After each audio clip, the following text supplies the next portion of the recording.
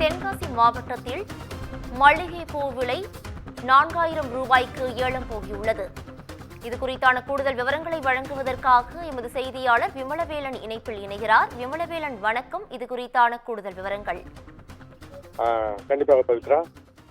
தமிழகத்தில் நாகர்கோவில் தோவாளை பூ மார்க்கெட்டுக்கு அடுத்தபடியாக மிகப்பெரிய அளவில் வணிகம் நடக்கும் பூ மொத்த மார்க்கெட் சங்கரன்கோவில் மார்க்கெட் ஆகும். இங்கு தினமும் ஏராளமான விவசாயிகள் தாங்கள் விளைவித்த மல்லிகைப்பூ, பிச்சிப்பூ, கேந்தி, வாடாமல்லி, கனகாமரம் உள்ளிட்ட பல்வேறு பூக்களை கொண்டு வந்து ஏலம் விடுவார்கள்.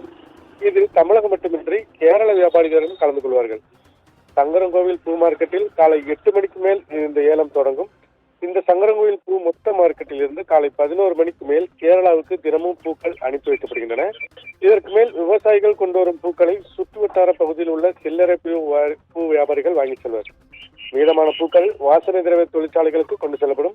இந்த நிலையில தென்காசி மாவட்டம் சங்கரன்கோவில் பூ மார்க்கெட்டில் இன்று மல்லிகை பூவானது கிலோ 3500 முதல் 4000 வரை ஏலம் போனது.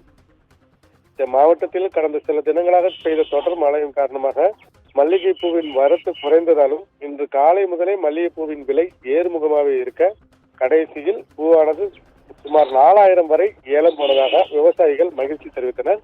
மேலும் பிச்சிப்பூ கிலோ 1500 ரூபாய் வரையிலும், செவ்வந்தி 200 ரூபாய் வரையிலும், பன்னீர் ரோஜா 250 ரூபாய் வரையிலும் இன்று ஏலம் போனது குறிப்பிடத்தக்கது. கூடுதல் விவரங்களுக்கு நன்றி விமலவேலன்.